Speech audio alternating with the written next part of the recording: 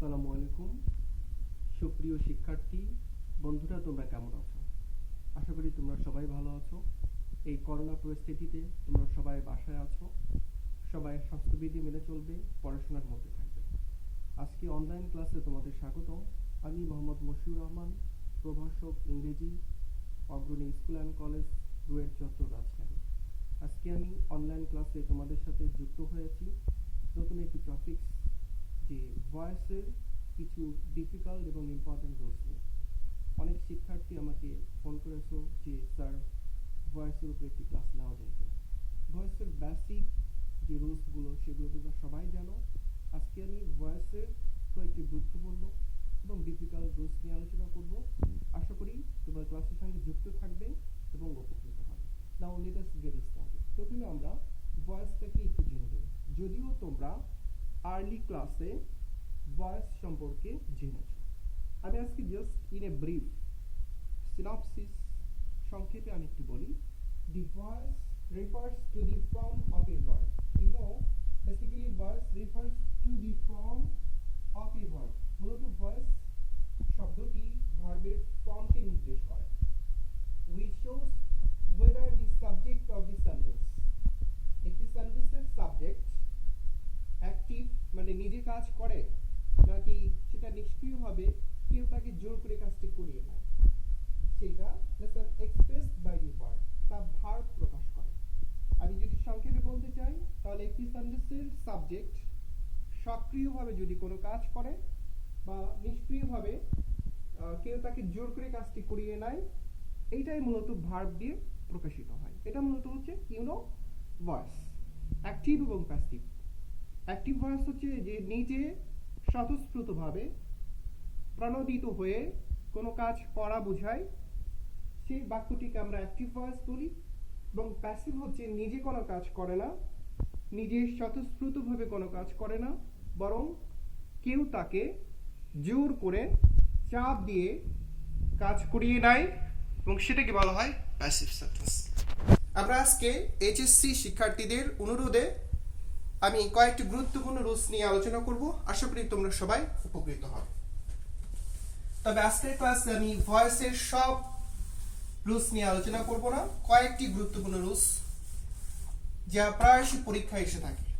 আচ্ছা, প্রথম রুলসটি আমি আলোচনা করতে যাচ্ছি, তা হচ্ছে অ্যাক্টিভ সেন্টেন্সে যদি প্রিপজিশনাল অবজেক্ট ব্যবহৃত হয়, অর্থাৎ প্রিপজিশনাল অবজেক্ট মানে কি, লিসেন ফর মি, অথবা যে ফর হিম বা ফর দেয়ার, ফর দেম, এইগুলো যদি থাকে তাহলে প্যাসিভ করার সময় এই অবজেক্টগুলোকে, এগুলো হচ্ছে প্রিপজিশনাল অবজেক্ট, এগুলোকে অপরিবর্তিত অবস্থায় রেখে দিব এবং তার সামনে অথবা পরে কোনো একটি অবজেক্ট থাকবে এবং সেটা ধরেই মূলত প্যাসিভ করব।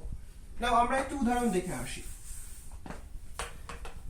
Listen, for example, he did a lot of things. He did a lot of things for me.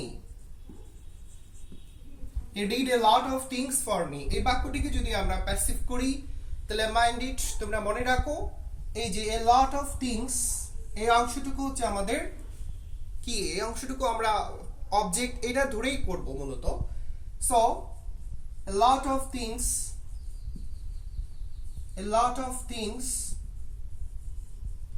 were, এখানে মূল ভার্ব ছিল did, যার past participle from do, did, done, that means done, were done। এবার অপরিবর্তিত অংশটুকু that means for me রেখে দিলাম। a lot of things were done for me, এবার by নিলাম here objective from him। এইভাবে আমরা বাক্যটিকে প্যাসিভ করব। আমরা আরেকটি বাক্য দেখে নিই।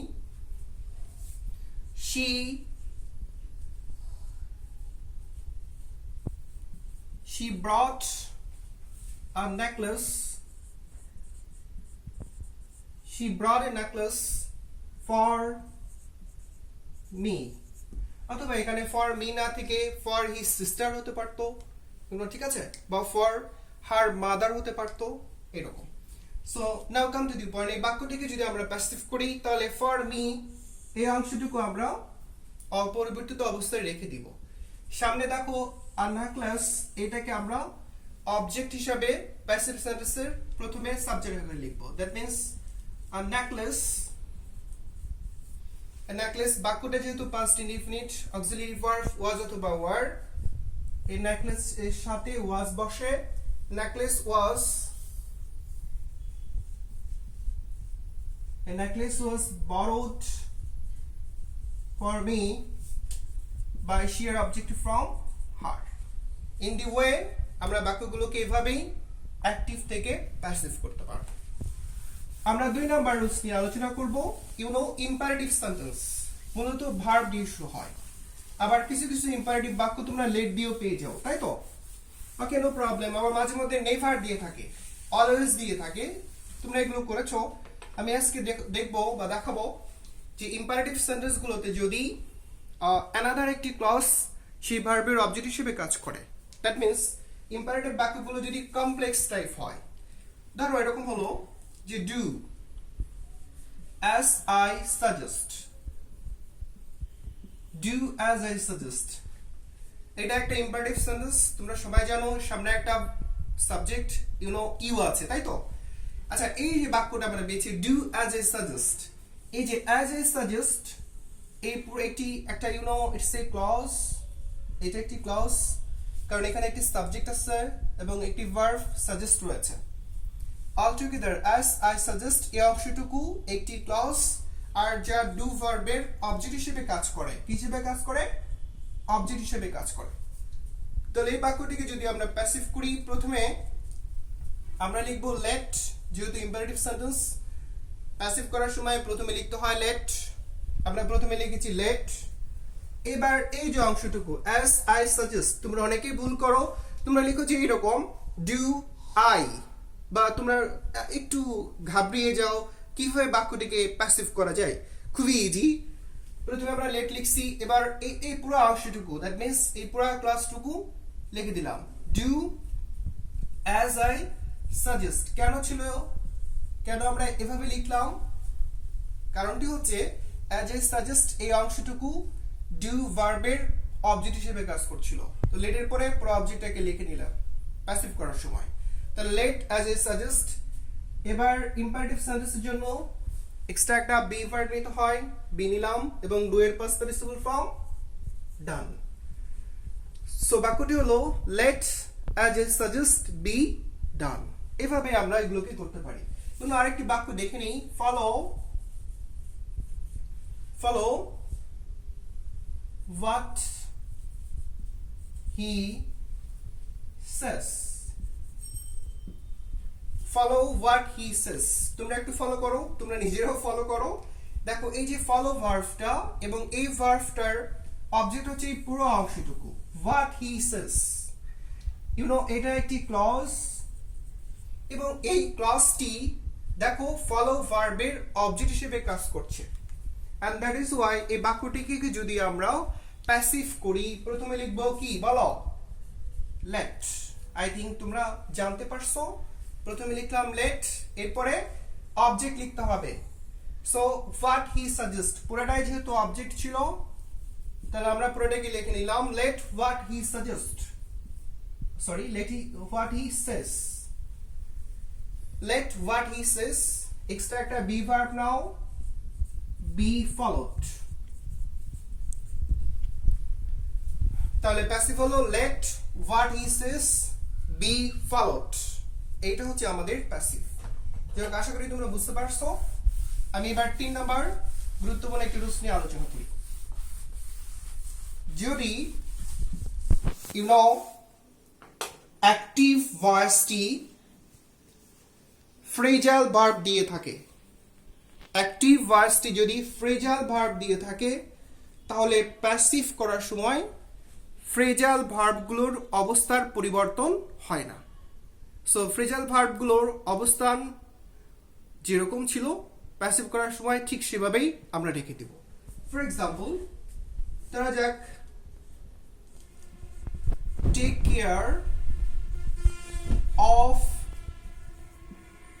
your health. Take care of your health. তোমরা একটু ফলো করো, take care of your health. এই যে টেক কেয়ার অফ, এই পর্যন্ত আমাদের phrasal verb, PHRASAL, phrasal verb. So এই বাক্যটিকে যদি আমরা প্যাসিভ করি, ইউ নো, প্যাসিভ করার সময় টেক কেয়ার অফ এই অবস্থানগত চেঞ্জ করা যাবে না, যেভাবে ছিল ঠিক সেভাবে আমরা রেখে দিব। ফর এক্সাম্পল, এই বাক্যটিকে যদি আমরা প্যাসিভ করি, যেহেতু ইম্পারেটিভ সেন্টেন্স, আমরা লেট লিখলাম, অবজেক্ট হচ্ছে কি ইওর হেলথ, তাহলে লেটের পরে অবজেক্ট লিখলাম লেট ইওর হেলথ। যেহেতু বাক্যটি ইম্পারেটিভ, এক্সট্রা একটা be verb now, let your health be taken, that means verb এর past participle form, be taken care of, এইটা হচ্ছে আমাদের প্যাসিভ। একইভাবে আমরা দু একটি এক্সাম্পল দেখে নিই। ফর এক্সাম্পল, উদাহরণস্বরূপ আমরা বলতে পারি do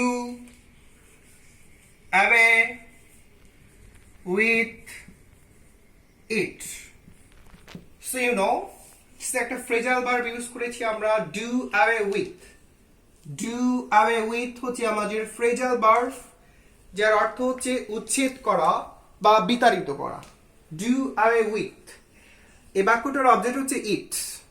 যেহেতু আমাদের ভার্ব দিয়ে শুরু হয়েছে, you know it's an imperative sentence, আমরা প্যাসিভ করার সময় প্রথমে লিখলাম লেট, লেটের পরে অবজেক্ট ছিল ইট, বসালাম। এবার যেহেতু ইম্পারেটিভ সেন্টেন্স, এক্সট্রা একটা be verb now, let it be, duty done, let it be done. এই যে অ্যাওয়ে উইথ যেভাবে ছিল সেন্টেন্সে, আমরা ঠিক সেভাবে রেখে দিলাম। ইন দি ওয়ে আমরা খুব সহজে এগুলোকে চেঞ্জ করতে পারি।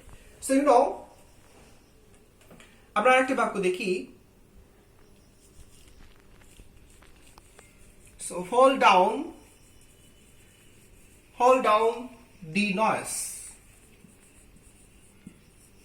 Hold down the noise. একইভাবে তোমরা ফলো করো, hold down মানে কি, ইউ নো, hold down মানে থামা, থেমে যাওয়া। সো আমরা এই বাক্যটিকে প্যাসিভ করব, প্রথমে লিখলাম let, so it will be let, object হচ্ছে the noise, let the noise, extra একটা বি ভার্ব নাও, hold এর past participle form held, let the noise be held down। এভাবে আমরা বাক্যগুলোকে প্যাসিভ করতে পারি খুব সহজেই। নাও আমরা 4 নাম্বার রুলস নিয়ে আলোচনা করি। আশা করি তোমরা বুঝতে পারছো।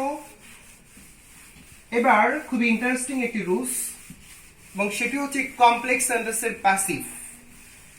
প্রায় স্টুডেন্ট এই ভুলটা করো। আমি একটু বলে দিই কমপ্লেক্স সেন্টেন্সের বৈশিষ্ট্য কি। আই থিঙ্ক আবার আগের ক্লাসগুলো দেখলে বুঝতে পারবে।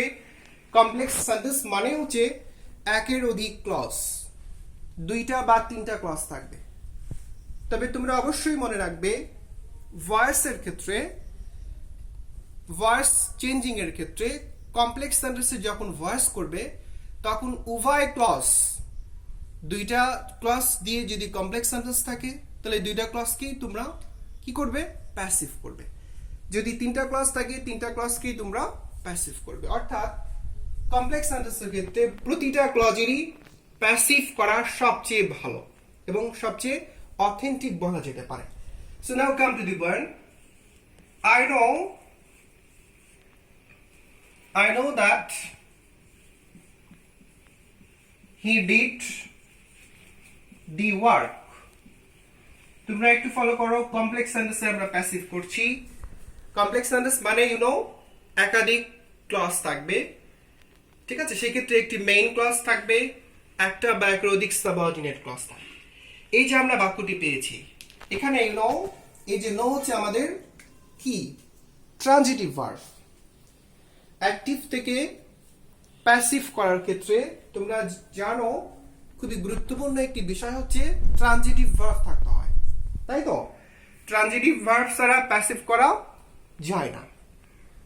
So in case of voice changing এর ক্ষেত্রে, so transitive verb is a must. At the same time যখন ট্রানজিটিভ ভার্ব থাকে তখন অবশ্যই অবজেক্ট থাকবে, তোমরা জানো। সো এই যে নো, আই নো হচ্ছে একটি ক্লজ, আর that he did the work এটা হচ্ছে আমাদের অ্যানাদার একটি ক্লজ, দ্বিতীয় ক্লজ। তাহলে আমরা বলেছিলাম কমপ্লেক্স সেন্টেন্স গুলোকে প্যাসিভ করার সময় আমরা দুইটা ক্লজ কি প্যাসিভ করে নিব।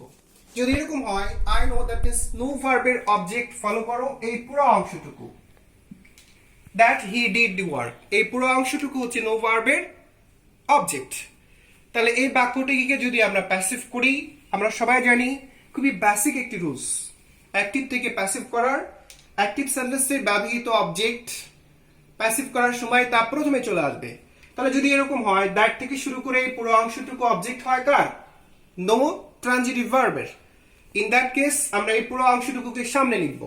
তাহলে আমরা লিখলাম প্রথমে দ্যাট, দ্যাট। আচ্ছা এবার বলেছিলাম এটাকে আমরা প্যাসিভ করে নিব। তাহলে এই ক্লাসটার মধ্যে দেখো দি ওয়ার্ক হচ্ছে অবজেক্ট, তাহলে আমরা প্যাসিভ করে নিই that the work, that the work was done, that the work was done by he এর objective from him। এবার তোমরা এই অংশটুকু আসো, I know হচ্ছে present indefinite tense, that the work was done by him is known to me because I know present indefinite tense ছিল। এবং তোমরা জানো know that means known এর পরে by বসে না, প্রিপজিশন টু বসে। আই থিঙ্ক বিষয়টি বুঝতে পেরেছো। আমি আরো দুই একটা এক্সাম্পল দিই।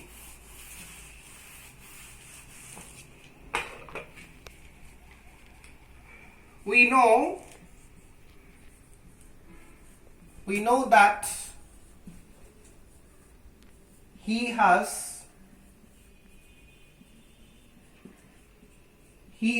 committed the crime. We know that he has committed the crime. তোমরা একটু ফলো করো, এই যে that he has committed the crime, that he has committed the crime এই অংশটুকু হচ্ছে আমাদের অবজেক্ট। কার অবজেক্ট বলতে পারো? এই যে নো ভার্ব, এই যে নো ভার্বের object that he has committed the crime। এই যে বাক্যটি আমরা পেয়েছি সেটা কমপ্লেক্স সেন্টেন্স। আর এই কমপ্লেক্স সেন্টেন্সের প্যাসিভ করার সময় আমরা উভয় ক্লজ কি প্যাসিভ করে নিব। ঠিক আছে, সেক্ষেত্রে লিসেন। সো আমরা প্রথমে লিখলাম দ্যাট, বিকজ যেহেতু দ্যাট থেকে শুরু করে ক্রাইম পর্যন্ত আমাদের অবজেক্ট নো ভার্বের। এবং দেখো he has committed the crime, he has committed the crime এই অংশটুকুকে আমরা প্যাসিভ করে নিব, এটা একটি ক্লজ। সো প্যাসিভ হবে that the crime has been, that the crime has been committed, has been committed by him। এবার we know present indefinite tense is known to us, we are objective from us। in the way আমরা খুব সহজেই বাক্যগুলোকে কি করতে পারি, এভাবেই passive করতে পারি। আমরা আরো একটি বাক্য দেখে নিই।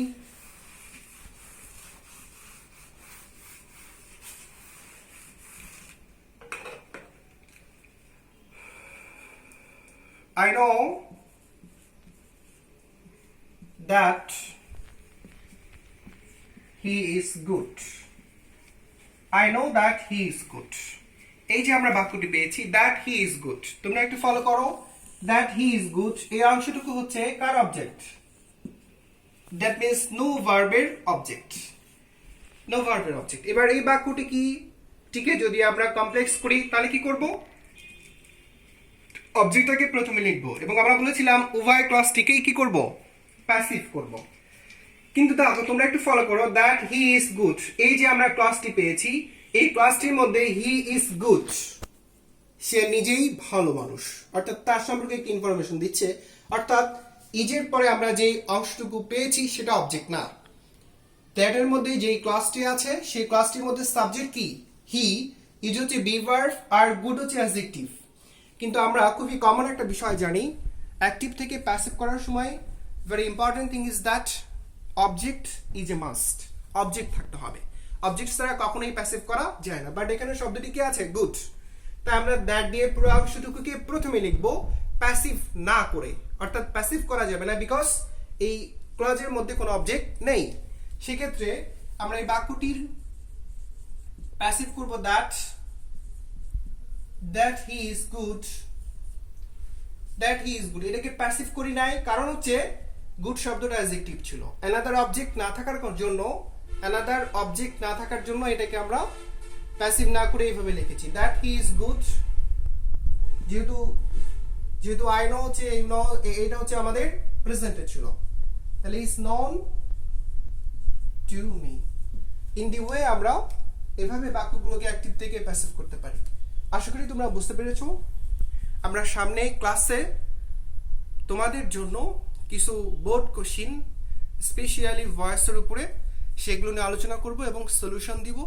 আশা করি তোমরা সবাই উপকৃত হবে। ততক্ষণ পর্যন্ত তোমরা পড়াশোনার মধ্যে থাকো, বাসায় থাকো এবং স্বাস্থ্যবিধি মেনে চলো। ওকে, সবাই ভালো থেকো, ধন্যবাদ।